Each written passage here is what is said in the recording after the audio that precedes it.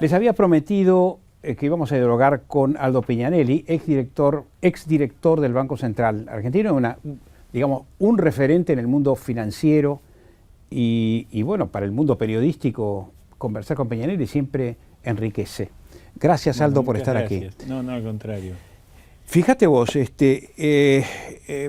viaja Kicillof al Club de París. Lo que trasciende es que le va a ofrecer $1.000 millones sobre un monto de deuda con intereses de casi 10.000 millones Así de dólares. es. ¿Y entonces? Bueno, es el enésimo viaje de Kicillof al Club de París y de ministros de Argentina. No nos olvidemos que allá por el 2009, creo que fue, la presidenta Cristina Kirchner firmó un decreto que ordenaba en 90 días pagarle al Club de París. ¿Qué tal? Así que pasaron algo más que 90 días. Con lo cual, el nivel de credibilidad que tenemos con este gobierno ante el Club de París es bajísimo, ¿no? Yo creo que estas reacciones que tienen de ir a viajar es a medida que tenemos algún inconveniente en el mercado cambiario o en el nivel de actividad económica, es como que el gobierno se asusta y toma la decisión de viajar sin saber bien para qué y cómo y por qué. Y gastando millonadas, te voy a decir, porque sí. viajar en las condiciones actuales y realmente. los gastos que representa. Claro, por supuesto. Pero el tema es básicamente que el gobierno allá por fin de enero estaba muy mal con la caída de las reservas, la disparada del tipo de cambio, la caída de actividad, alta inflación, y de pronto hubo alguien del gobierno, creo que en forma personal, como el caso de Fábrega en el Banco Central, tomó 3 o 4 medidas acertadas en cuanto a lograr la estabilidad del tipo de cambio y que no cayeran las reservas. Con reflejos de veterano, y no con reflejos académicos. Claro, entonces, ¿qué sucedió en 120 días? Que es el lapso que más o menos todos decíamos, inclusive el propio Banco Central, que podía durar ese esquema para darle tiempo al Ministerio de Economía que tome medidas sobre ingresos, sobre gasto público. Nada de eso ocurrió. Creo que el gobierno se valentonó. Para colmo, hace 15 días Repsol logró colocar fácilmente los bonos y las acciones. Se desprendió de todo. Se desprendió en 48 horas. Claro que tuvimos que pagar los argentinos para que eso ocurra una tasa de interés del 11,25. ¿Qué te parece? 3 veces más de lo que paga cualquier país vecino de América Latina. Bolivia paga el 3,5. Poco, 3,25, 3,5, exactamente. Bueno, muy bien. ¿Qué sucedió entonces? Que el gobierno dijo, bueno, tengo estabilizado el dólar, tengo las reservas que no bajan y tengo posibilidad de emitir un bono y conseguir dólares. ¿Para qué voy a negociar con el Fondo Monetario, con el Club de París, para si yo puedo financiarme con este esquema? Y se confió, entonces la contraorden que vino hace 20 días atrás, tanto el ministro como el presidente del Banco Central, fue no al artículo 4 del Fondo Monetario, o sea, la posibilidad de que nos auditen, no al acuerdo con el Club de París, congelen el dólar a 8 pesos, emitan moneda de acá a fin de año para una confusión financiar al déficit fiscal y no absorban tantos pesos y bajen la tasa. Claro. O sea, era un cóctel explosivo. Sin duda. Que la primera reacción del mercado fue lo que pasó la semana pasada. De pronto se asustaron, porque el dólar llegó a los 12 pesos, los sobrepasó rápidamente. El nivel de actividad económica viene muy planchado, ya estamos en recesión. Hace ya 9 meses, ya es un... Como le dije a un querido colega de Inestico, es gordo el problema. Claro, es muy importante porque ya son 2 trimestres de caída, ya es recesión. Ya es recesión. Y encima con alta inflación. Sí, según la lectura clásica de economía. Así es. Ahora, ¿qué sucede? Si el gobierno actúa así solo por sustos, por miedo, porque se asusta una determinada espasmódicamente, la solución no va a ser buena. Claro. Van a ser por parches, por situaciones parciales. Y yo el gran temor que tengo en este viaje de Kicillof es o que le rechacen la propuesta o, lo peor, que el gobierno acepte condiciones similares a la de YPF, en donde de no pagarle nada, le pagamos $6.000 millones más los intereses al 11,25 y hemos aceptado que no hay ningún juicio por hacerle a Repsol por incumplimiento de contrato o por el problema del ambiente, del medio ambiente, donde hay algunas denuncias de que YPF, conducido por Repsol, habría perjudicado al medio ambiente en algunas zonas. Esto se perdió por el acuerdo. El país se entregó desnudo. Y se entregó, y con las manos atadas. Claro, entonces tengo miedo que pase lo mismo por impericia, por falta de experiencia, por falta de prestigio ante estos ámbitos,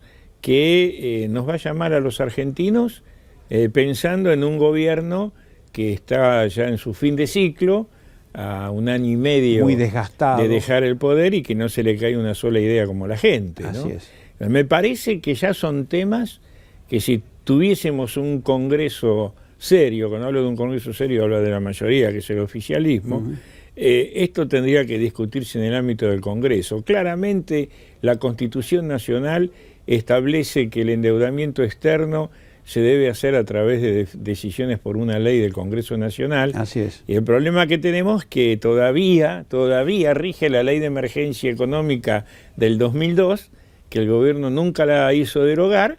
Entonces, más allá de ese crecimiento con consumo, sí, lo que sea, bueno, ¿no? Lo que pasa crecimiento, es que dije, el crecimiento ya no dije desarrollo. Pasa que el crecimiento ya está en dudas también, Claro, ¿no? Por supuesto que hubo crecimiento. Si yo comparo contra fines del 2001 y principios del 2002, que fue lo peor de la crisis, cualquier comparación, inclusive para atrás, o sea, si yo comparo el 98 con el 2002, me va a dar un 98 bárbaro. Claro, claro. Ahora, según con qué se compara, claro, la exactamente. El gobierno hace esa trampa de comparar contra lo peor del 2002, que fue el primer trimestre, porque si ya compara con el segundo semestre y con el primer semestre del 2003, que es lo que ellos heredaron, ya la economía argentina crecía al 7% anual, tenía un superávit comercial de 16.500 millones de dólares, tenía un 2% del PIB de superávit fiscal y una inflación real del 3,5% anual.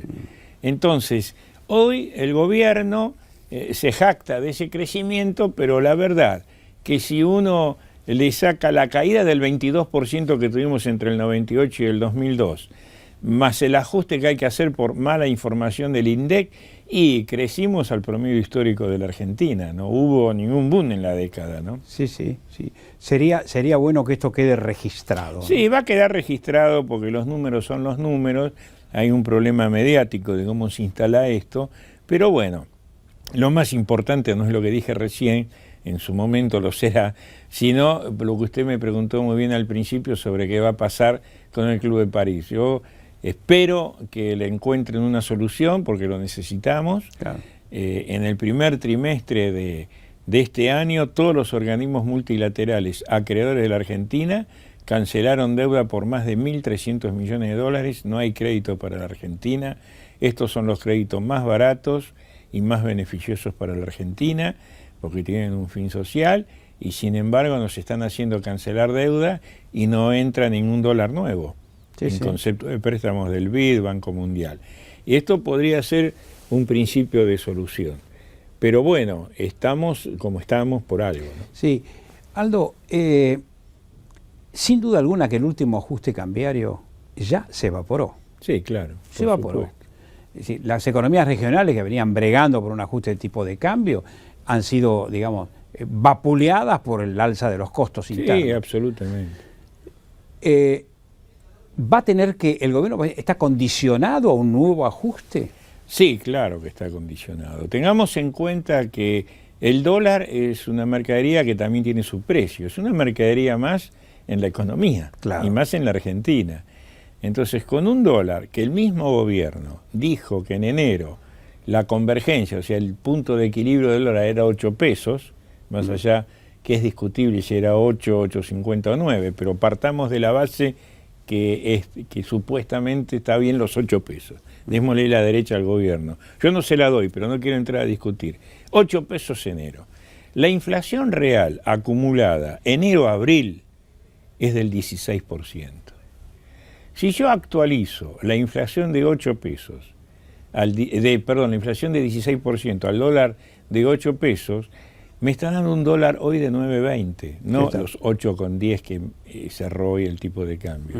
Entonces el gobierno vuelve a trazar el tipo de cambio como única herramienta de controlar la inflación.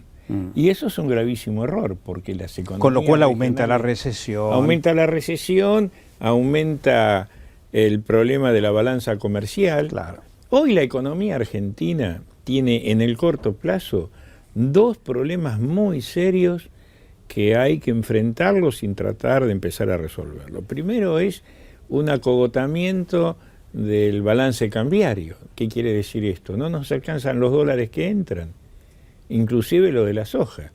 Yo digo, si en estos 3 meses, abril, mayo, junio, que son los meses que más dólares entran por la cosecha de soja, tenemos problemas porque la demanda del dólar sigue alta, porque hay que comprar combustibles, porque hay que pagar las importaciones del sector privado, porque hay que pagar la deuda pública y privada, y se están demorando esos pagos, porque si no tendríamos que seguir afectando a las reservas del Banco Central. Claro. Entonces el gobierno tiene que tomar una decisión, y el atraso cambiario es parte del problema, no parte de la solución. El segundo tema es el aumento del gasto fiscal, sigue exponencial, más del 40% de nadie aumento. ha puesto frenos, no se ha decidido a poner frenos. No solo que no se puso freno, sino que se amplió el gasto público, con una ineficiencia atroz. Y no me vengan con el discurso de que los que no somos del gobierno queremos ajustar los planes sociales, porque los gastos en planes sociales son una tercera parte de los subsidios que se dan en este país. Incluimos todos los subsidios que se dan, transporte, luz, gas, agua, aerolíneas argentinas y toda la actividad publicitaria del gobierno, que en realidad son subsidios a no olvidarse de fútbol para todos, por favor. Fútbol para todos, todo eso es 3 veces más que los subsidios sociales. Entonces el problema no está en los subsidios sociales, el problema está en la ineficiencia del gasto, en los subsidios económicos, que yo no tengo ninguna duda que si el nuevo gobierno que viene, porque de este gobierno no espero eso, pero que el nuevo gobierno haga una profunda auditoría del gasto público, fundamentalmente en los subsidios a las empresas, nos vamos a encontrar con una sorpresa bastante desagradable, y seguramente con mucho menos dinero que eso podemos cubrir un buen servicio sin necesidad de aumentar las tarifas, por lo menos en los sectores bajos. Seguramente en los sectores de clase media alta y alta habrá que hacer algún ajuste en gas y energía fundamentalmente, y el ajuste necesario en las tarifas va a ser mucho menor de lo que muchos dicen, estoy seguro. Nosotros estamos estudiando ese tema, no es fácil porque no hay información, hay que entrar, adentro del Estado, y este es un gobierno que oculta información. ¿Y de qué manera? Y cuando se pone en evidencia la información realista, el gobierno se enoja. Sí, se enoja. Se enoja, sanciona, multa a los consultores privados. Fíjese justamente el caso de Jorge Todesca, que es un amigo común, un gran economista, un hombre transparente, sano, que es el único país donde yo escuché que alguien se lo multa por decir la verdad. Así es. Y ahora ojo que eso también nos afectaba a los periodistas, y nos afecta a los periodistas. Sí, en mi caso como economista también, yo tengo, digamos, entre comillas, aprietes de cosas, en fin. Pero uno ya peina canas y no me asusta nada. Pero la realidad es que lo nuevo que hay en esto del juicio a Todesca, que acabo de leer ayer, es que como el juez Bonadío falló en contra de Moreno y lo manda a juicio oral, ahora van y le cambian el juez. ¿Qué tal? Es de loco esto. Es de loco. Es una falta de respeto. Es una traba más y una injusticia más. Así es. Aldo, muchas gracias por su presencia. No, al contrario. Hemos tenido la posibilidad de dialogar con Aldo Peñanelli, exdirector del Banco Central y un referente para nosotros los periodistas cuando queremos correr la cortina y ver qué hay detrás del telón.